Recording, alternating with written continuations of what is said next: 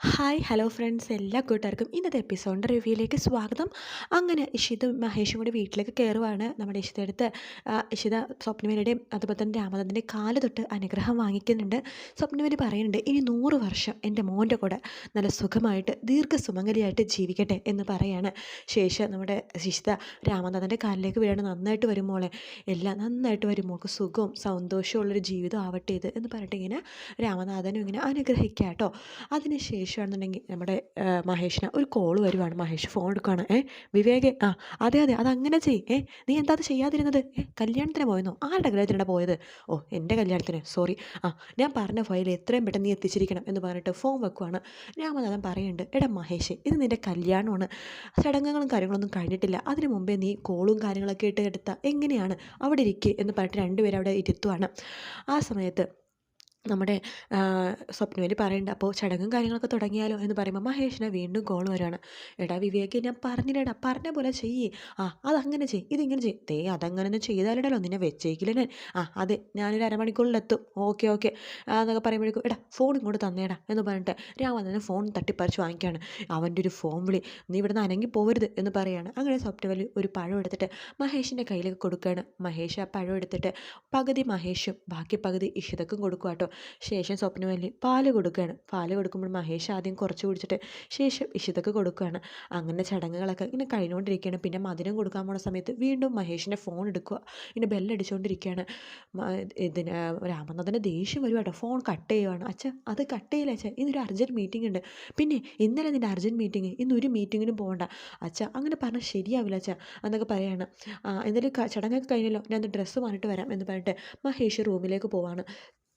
ശേഷം ഡ്രസ്സൊക്കെ മാറിയിട്ട് മഹേഷ് തിരിച്ചു വരുവാട്ടാ. അല്ല, നീ ഇത് എങ്ങോട്ടാണ് പോകുന്നത് എന്ന് രാമനാഥ് ചോദിക്കുമ്പോൾ, അച്ഛൻ ഞാൻ പറഞ്ഞില്ലേ ഇന്നൊരു അർജൻറ്റ് മീറ്റിംഗ് ഉണ്ട്. എടാ, ഇന്ന് നിങ്ങൾക്ക് ഹണിമൂൺ സ്റ്റാറിൽ റൂം എടുത്തിട്ടുണ്ട്, നിങ്ങളുടെ ഫസ്റ്റ് നൈറ്റും ഹണിമൂണൊക്കെ അവിടെ വെച്ചിട്ട് വേണം നടത്താനായിട്ട്.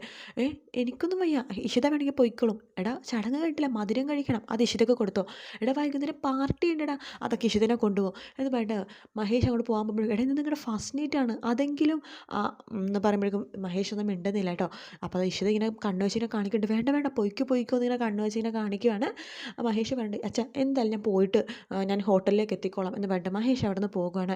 സ്വപ്നവലി പറയുന്നുണ്ട്, എന്ത് ചെയ്യാൻ, ഇവൻ്റെ ഒരു കാര്യം മീറ്റിങ്ങും ഇതുപോലെ തന്നെ പണിയെന്ന് പറഞ്ഞിട്ട് ആകെ എങ്ങനെ തന്നെ നടപ്പാൻ മോളൊരു കാര്യം ചെയ്യും, കുറേ നേരമായില്ലേ ഡ്രസ്സും ഓർണമെൻറ്റ്സൊക്കെ ഇട്ടിരിക്കുന്നത് മതിയായിട്ടുണ്ടാവില്ലേ, മോളൊരു കാര്യം ചെയ്യും, റൂമിൽ പോയിട്ട് ഫ്രഷ് ചെയ്തിട്ട് ഈ ഡ്രസ്സൊക്കെ ഒന്ന് മാറിക്കോ, മഞ്ജുമേ മോൾക്ക് റൂം കാണിച്ചു കൊടുക്കുക എന്ന് പറയുകയാണ്.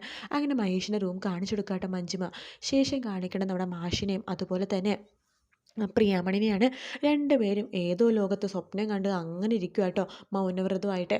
അപ്പോഴേക്ക് സുചിത്ര വരുന്നുണ്ട്. കൊള്ളാലോ, രണ്ടുപേരും സ്വപ്നം കണ്ടുകൊണ്ടിരിക്കുകയാണോ, രണ്ടുപേരും കുറേ നേരം മൗനവ്രതം തുടങ്ങിയിട്ട് ആരും മിണ്ടുന്നില്ല എന്നിങ്ങനെ പറയാണ്. അപ്പോഴേക്കും പ്രിയാമണി പറയുന്നുണ്ട്, ഇത്രയും നാൾ അവളുടെ കല്യാണം കഴിയണമെന്ന് പ്രാർത്ഥിക്കുകയാണ് ദൈവത്തിനോട്, കല്യാണം കഴിഞ്ഞപ്പോൾ ഒരു വിഷമം പോലെ എന്ന് പറഞ്ഞിട്ട് നമ്മുടെ സുപ്രിയാമണി പറയുമ്പോഴേക്കും മാഷ് പറയുന്നുണ്ട്, അത് എന്താണെന്ന് അറിയാവോടോ, അഷിതനെ പോലെ അല്ലേ ഇഷിത നമ്മുടെ ഒരു ഡോക്ടർ മാത്രമല്ല, അവൾ നമ്മുടെ ഗാർഡിയനാണ്, നമ്മുടെ കൂടപ്പിറപ്പാണ്. അതുപോലെ തന്നെ നമ്മുടെ ചേച്ചിയായിരിക്കും, ചിലപ്പോൾ നമ്മുടെ അമ്മുമ്മയായിരിക്കും, ചിലപ്പോൾ നമ്മുടെ മോളായിരിക്കും, ചിലപ്പോൾ നമ്മുടെ വലിയൊരു ഡോക്ടറാണ്. അപ്പോൾ എല്ലാം കൂടി കൂടിയതാണ് ഇഷിത. അപ്പോൾ അവൾ പോകുമ്പോൾ അതിൻ്റേതായിട്ടുള്ള ബുദ്ധിമുട്ടുണ്ടാകും, എന്നാലും കുഴപ്പമില്ലടോ, ഒരു ഡോർ വ്യത്യാസത്തിൻ്റെ അപ്പുറത്തല്ലേ അവളുള്ളത് എന്ന് പറയണം. പക്ഷേ എന്നാലും ഒരു കുറവ് പോലെ, എന്തോ മനസ്സിൽ വരാത്തൊരു വിഷമം പോലെ, അവളിൽ നമുക്കുള്ള അവകാശം പോയ പോലെ എന്ന് പറയുമ്പോൾ പ്രിയാമണി പറയേണ്ട, അതെ, അവൾക്കിനി അവകാശിയായിട്ട് ഒരുപാട് പേരുണ്ട്, ഭർത്താവ്, അമ്മായിയമ്മ, നാത്തൂൻ, അവരുടെ കുടുംബം, മോള്, അങ്ങനെ പലതും ഉണ്ട്. ഇനി നമുക്ക് പഴയ പോലെ ഒന്നും വിശുദ്ധടുത്ത് കൂട്ടുകൂടാൻ പറ്റില്ലല്ലോ എന്നിങ്ങനെ പറഞ്ഞുകൊണ്ടിരിക്കേ സുജിത്തയുടെ ഫോണിലേക്ക് ഒരു മെസ്സേജ് വരുക കേട്ടോ. ആരാ മെസ്സേജ് അയച്ചിരിക്കണത് എന്ന് പ്രിയാമണി ചോദിക്കുമ്പോൾ, ഇഷിതേച്ചിയാ.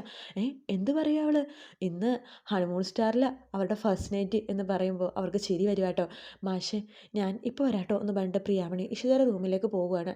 ആ സമയത്ത് സുചിത്ര പറയുന്നുണ്ട്, വലിയച്ഛ, വലിയമ്മ എവിടെയാണ് പോയെന്ന് അറിയാവോ, ഇഷിതേച്ചിയുടെ റൂമിലേക്ക് ഇപ്പോൾ വന്നിട്ട് 10 പ്രാവശ്യം പോയി കഴിഞ്ഞു എന്ന് പറയാണ്. അവളെ പറഞ്ഞിട്ട് കാര്യമില്ല മോളെ, എനിക്കും ഇഷിതനെക്കുറിച്ച് അറിച്ച് വല്ലാത്ത വിഷമവും അവളെ വല്ലാതെ മിസ്സൊക്കെ ചെയ്യുന്നുണ്ട്. അതെ, ഞാൻ നാളെ പോകും കേട്ടോ. എവിടേക്ക്, നിന്നെ ഞങ്ങൾ വിടുമൊന്നുമില്ല. പിന്നെ അല്ല, അമ്മ കുറേ നേരം വിളിക്കണത്, നാളെ കഴിഞ്ഞ് വരാൻ പറഞ്ഞിട്ട്. വേണ്ട വേണ്ട, നീ കൂടി പോയാലേ ഞങ്ങളിവിടെ മുഖത്തോട് മുഖം നോക്കി ബോറടിക്കും, നീ ഇപ്പോഴൊന്നും പോകണ്ട എന്ന് മാഷും പറയാം കേട്ടോ. അതിന് ശേഷം കാണിക്കേണ്ടത് നമ്മുടെ മഹേഷിനെയാണ്. മഹേഷ് അങ്ങനെ ഹോട്ടലിലേക്ക് എത്തുന്നുണ്ട് കേട്ടോ. ഹോട്ടലിലേക്ക് എത്തുമ്പോഴത്തേനും അവിടുത്തെ ഹോട്ടലിലെ റിസപ്ഷനിസ്റ്റും മാനേജറൊക്കെ വരുന്നുണ്ട്. ഹലോ മഹേഷ് സർ, ആ എന്നിട്ട് പറഞ്ഞിട്ട് ഒരു റോസാപ്പൂ കൊടുക്കുകയാണ്. എന്നിട്ട് എന്ത് ഇതുണ്ടെങ്കിലും മഹേഷ് സാർ വിളിച്ചാൽ മതി കേട്ടോ, ഒരു കുഴപ്പമില്ല, നിങ്ങളുടെ കാര്യങ്ങൾ പ്രത്യേകം നോക്കണമെന്ന് ഇവിടുത്തെ MD കാര്യങ്ങളൊക്കെ പറഞ്ഞിട്ടുണ്ട്, അതുകൊണ്ട് എന്ത് കുറവുണ്ടെങ്കിലും ഞങ്ങൾ എല്ലാം നികത്തിയേക്കാം കേട്ടോ. ഓക്കെ ഓക്കെ എന്നൊക്കെ പറഞ്ഞാൽ മഹേഷ് എവിടെയാണ് റൂം? ഇവിടെ നിന്ന് 4th ഫ്ലോർ 404. ഓക്കെ ഓക്കെ എന്ന് പറഞ്ഞിട്ട് മഹേഷ് റൂമിലേക്ക് പോവാണ്. അതിനുശേഷം അവിടുത്തെ മാനേജർ അവിടുത്തെ റിസപ്ഷനിസ്റ്റിനോട് പറയുന്നുണ്ട്, അതെ മഹേഷ് സാറിന് എന്ത് ഒരു കുറവും വരുത്താൻ നോക്കണം, എന്താവശ്യം ഉണ്ടെങ്കിലും ചെയ്ത് കൊടുക്കണം കേട്ടോ. ഇപ്പോൾ വൈഫ് ഇവിടേക്ക് വരും, വൈഫും ഡോക്ടറാണ്, അപ്പോൾ വൈഫ് വരുമ്പോഴേക്കും റോസാപ്പൂ അവർക്കും കൊടുക്കണം എന്നൊക്കെ പറയാണ്. അങ്ങനെ മഹേഷ് റൂമിൽ ഈ റൂം എവിടെയാണ് വെച്ചിരിക്കുന്നത്, അയ്യോ വയ്യായേ എന്ന് പറഞ്ഞിട്ട് വയറും തള്ളിപ്പിടിച്ചാട്ടോ പോണത്. അങ്ങനെ റൂമിൽ എത്തുമ്പോഴേക്കും മഹേഷ് വാതിലൊക്കെ ഇങ്ങനെ തുറന്ന് ഷർട്ടും പാൻറ്റൊക്കെ ഇങ്ങനെ ഊരുവാട്ടോ. അയ്യോ എനിക്ക് വയ്യ, ഒട്ടും വയ്യ, അയ്യോ വയറുവേദന എടുത്തിട്ട് വയ്യായേ, എന്നെ ഇന്ന് ചത്തു പോകുന്ന തോന്നണത്, എന്താണിത് ഫുഡ് പോയിസണോ എന്ന് പറഞ്ഞിട്ട് ബാത്റൂമിലേക്ക് പോവാണ്. ബാത്റൂമിൽ നിന്ന് തിരിച്ചു വരിക മഹേഷ്, അയ്യോ വയ്യ, ഒട്ടും വയ്യ, അയ്യോ പിന്നെയും പോകാൻ മുട്ടുന്നു എന്ന് പറഞ്ഞിട്ട് പിന്നെയും ബാത്റൂമിൽ കയറണില്ല, ഇനി എനിക്ക് പറ്റില്ല, ചത്തു പോകും ഞാൻ, വയ്യ, ഇതേത് ഹോട്ടലിലെ ഫുഡാണാവോ. അപ്പോഴേക്കും വിവേക് വിളിക്കാട്ടോ, ഹലോ ആ എടാ ഇവിടുത്തെ ഫുഡാടാ ഓർഡർ ചെയ്തത് മീറ്റിങ്ങിന് വേണ്ടിയിട്ട്, ആ ഫുഡ് കഴിച്ചിട്ട് എനിക്ക് വയറ് കംപ്ലൈൻ്റ് ആയി, അയ്യോ എനിക്ക് വയ്യായി എന്ന് പറഞ്ഞിട്ട് ഫോൺ വെക്കുവാണ് മഹേഷ്. അതിനുശേഷം വീണ്ടും ബാത്റൂമിലേക്ക് പോവാണ്. അപ്പോഴേക്കും വിവേക് വീണ്ടും വിളിക്കുന്നുണ്ട് കേട്ടോ. ഫസ്റ്റ് നൈറ്റ് കുളമായി, എല്ലാം കുളമായി, എനിക്ക് വയ്യ ഒട്ടും എന്ന് പറഞ്ഞിട്ട് പിന്നെ ഫോൺ കട്ട് ചെയ്തിട്ട് വീണ്ടും ബാത്റൂമിലേക്ക് പോവാണ്.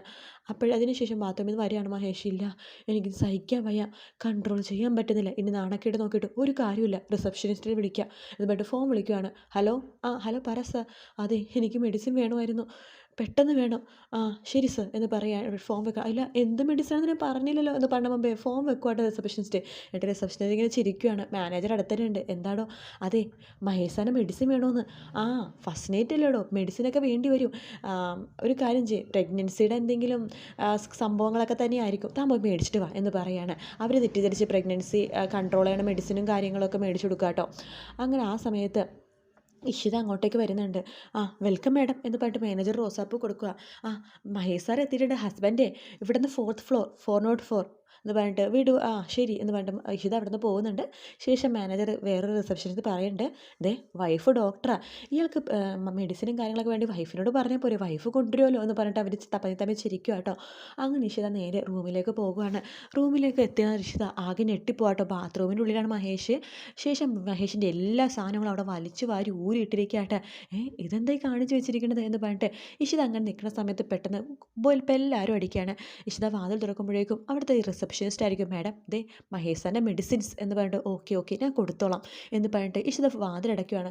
ഇത് എന്ത് മെഡിസിനാണാവോ എന്ന് പറഞ്ഞിട്ട് ഇഷിത തുറക്കുമ്പോഴേക്കും ഞെട്ടിപ്പോകുക കേട്ടോ. അത് പ്രഗ്നൻസി തടയുന്നുള്ള മെഡിസിൻസും അതിൻ്റെ കുറച്ച് സേഫ്റ്റി ആയിട്ടുള്ള സംഭവങ്ങളൊക്കെ ആട്ടോ. അയ്യേ ഇതെന്ത് വൃത്തികെട്ട മനുഷ്യന്, ചിപ്പിവയ്ക്ക് വേണ്ടിയിട്ടാണ് മാരേജ് എന്നൊക്കെ പറഞ്ഞിട്ട് ഇയാൾ ഇതൊക്കെ വേണ്ടിയാണല്ലോ മേടിച്ച് വെച്ചേക്കുന്നത്, വെച്ചിട്ടുണ്ട് അയാൾക്കിന് എന്നൊക്കെ പറഞ്ഞുകൊണ്ടിരിക്കുക നമ്മുടെ മഹേഷ്. റൂമിൻ്റെ വാതിൽ തുറന്ന് ബാത്റൂമിൻ്റെ വാതിൽ പുറത്തേക്ക് വരട്ടെ, താൻ വന്നോ, എനിക്ക് ഒട്ടും വയ്യടോ എന്ന് പറയുകയാണ്, എനിക്ക് കൺട്രോൾ ചെയ്യാൻ പറ്റുന്നില്ല, അതാ ഞാനിതൊക്കെ ഊരിക്കളഞ്ഞത് കേട്ടോ, എനിക്ക് മനസ്സിലായി നിങ്ങൾക്ക് കൺട്രോൾ ചെയ്യാൻ പറ്റുന്നില്ല, നിങ്ങൾക്ക് നാണമില്ലേ മനുഷ്യ, ചിപ്പിക്ക് വേണ്ട മാരേജ് എന്നൊക്കെ പറഞ്ഞിട്ട് നിങ്ങൾ എന്തായി കാണിക്കണത്, എന്താടോ എന്ന് പറയുകയാണ്. നിങ്ങൾക്ക് എന്ന് പറയുമ്പോഴേക്കും, എടോ എനിക്ക് ഒട്ടും കൺട്രോൾ ചെയ്യാൻ പറ്റാത്തതുകൊണ്ടല്ലേ, എടോ എനിക്ക് കൺട്രോൾ പറ്റുന്നില്ല എന്ന് പറയുകയാണ്, ഞാനൊരു മനുഷ്യനല്ലേ, ഞാനിപ്പോൾ പൊട്ടിപ്പോകും, അയ്യേ എന്ത് വൃത്തികെട്ടവനായത് എന്ന് ഇഷിത പറയുമ്പോൾ, എന്താണോ ഞാൻ വന്നപ്പോൾ മുതൽ ബാത്റൂമിലേക്ക് പോവാം, ഇത് 5ാമത്തെ പ്രാവശ്യം പോയിരിക്കുന്നത്, എനിക്ക് വീണ്ടും വയ്യ എന്ന് പറയുകയാണ്. നിങ്ങൾക്കുള്ള മെഡിസിൻ തന്നിട്ടുണ്ട്, എവിടെ കാണിച്ച് എന്ന് പറഞ്ഞിട്ട്, അയ്യേ ഇതെന്താ ഇയാൾ തന്നിരിക്കണത്, അതന്നെ എനിക്കും ചോദിക്കാൻ, ഇതെന്താ തന്നിരിക്കണേന്ന്. ഇയാളെ ഞാൻ എനിക്ക് വയറിളക്കത്തിലുള്ള മെഡിസിനാണോ ചോദിച്ചത്, അയാൾ തെറ്റിദ്ധരിച്ചെന്ന് തോന്നുന്നു ഇഷിത ചിരിക്കുക കേട്ടോ. ഇഷിത പറഞ്ഞിട്ട്, ഞാൻ ഒന്നും കൂടി ബാത്റൂമിലേക്ക് പോകട്ടെ എന്ന് പറഞ്ഞിട്ട് മഹേഷ് കൂടി ബാത്റൂമിലേക്ക് പോവാണ്. ആ സമയത്ത് ഇഷിത റിസപ്ഷനിൽ വിളിച്ചിട്ട് വയറിളക്കത്തിലുള്ള മെഡിസിനും കാര്യങ്ങളൊക്കെ പറഞ്ഞു കൊടുക്കുകയാണ്. എത്രയും പെട്ടെന്ന് മേടിക്കണമെന്ന് പറയുമ്പോൾ, ശരി മേഡം എന്ന് പറഞ്ഞിട്ട് റിസപ്ഷനിസ്റ്റ് ഫോൺ വെക്കുവാണ്. ഇഷിതക്ക് ചിരി വരുവാ കേട്ടോ. ഇഷിത ആ ഫ്ലാറ്റിൻ്റെ റൂമിലൊക്കെ എല്ലായിടത്തും ഇങ്ങനെ നോക്കിക്കൊണ്ടിരിക്കുകയാണ്. അവരുടെ ബെഡൊക്കെ നല്ല രീതിയിൽ അറേഞ്ച് ചെയ്തിട്ടുണ്ട് കേട്ടോ. അതൊക്കെ ഇങ്ങനെ നോക്കിക്കൊണ്ടിരിക്കുകയാണ്. ശേഷം കാണിക്കുന്ന സ്വപ്നവലിനെയാണ്. സ്വപ്നവലിയുടെ രാമനാഥൻ പറയുന്നുണ്ട്, അതെ ഇഷിതയും മഹേഷ് എപ്പോഴാണ് എത്തുക, അവർ 11 മണിക്ക് എത്തും എന്ന് പറയാണ്. അമ്മേ മഹേഷ് വിളിച്ചിരുന്നു, അവരിപ്പോൾ തന്നെ എത്തുമെന്നാണ് പറഞ്ഞത്. ആണോ, ഇന്നലെ കോടതിയിൽ പോകേണ്ടത്. സ്വപ്നെ താൻ വരുന്നുണ്ടോ, വരുന്നുണ്ടെങ്കിൽ പെട്ടെന്ന് റെഡിയാവും. ഞാൻ വരുന്നുണ്ട് എന്ന് പറയണേ. ഇന്നെങ്കിലും നമുക്ക് ചിപ്പിനെ കിട്ടിയാൽ മതിയായിരുന്നു മാഷേ എന്ന്, സോറി രാമനാഥ എന്നിങ്ങനെ പറയാം. രാമനാഥൻ പറയണ്ട് ചിപ്പിക്ക് വേണ്ടിയാണല്ലോ ഈ മാരേജ് പോലും നടത്തിയത്. എന്തായാലും ചിപ്പിയെ നമുക്ക് കിട്ടുമായിരിക്കും. തല നല്ല ഡ്രസ്സൊക്കെ ചെയ്തിട്ട് വാ എന്ന് പറഞ്ഞിട്ട് രാമനാഥൻ അവിടെ നിന്ന് പോകുമ്പോൾ മഞ്ജിമ പിടിച്ച് നിർത്തുവാട്ടോ. അതെ അമ്മേ, ദേ മരുമോൾ അമ്മ ചേർത്ത് പിടിക്കാണ് ഉദ്ദേശിച്ചേക്കണത്, അതോ എന്താ ഉദ്ദേശിച്ചേക്കണത്? അതെ, ഞാൻ ഈ ഒരു വര അങ്ങോട്ട് വരയ്ക്കും, അതിനപ്പുറം എൻ്റെ മരുമോളെ കടക്കത്താൻ ഞാൻ സമ്മതിക്കില്ല. ആ, അങ്ങനെയൊക്കെ ചെയ്യണം അമ്മേ. എൻ്റെ അമ്മായിമ്മയും നാത്തൂനും എന്നോട് ചെയ്ത് എന്താണോ അതുപോലെ നമുക്ക് അവളെ ചെയ്യണം എന്ന് പറയുമ്പോൾ സ്വപ്നവല്ലി ഓരോന്നൊക്കെ ഇങ്ങനെ ആലോചിച്ചുകൊണ്ടിരിക്കുന്ന ഭാഗത്തോട് കൂടിയിട്ടാട്ടോ എപ്പിസോഡ് തീരുന്നത്. വീഡിയോ ഇഷ്ടപ്പെട്ടെങ്കിൽ ലൈക്ക് ചെയ്യുക, സബ്സ്ക്രൈബ് ചെയ്യുക, കമൻറ്റ് ചെയ്യുക. മറ്റൊരു വീഡിയോ ആയിട്ട് വീണ്ടും കാണാം friends. Take care, bye bye.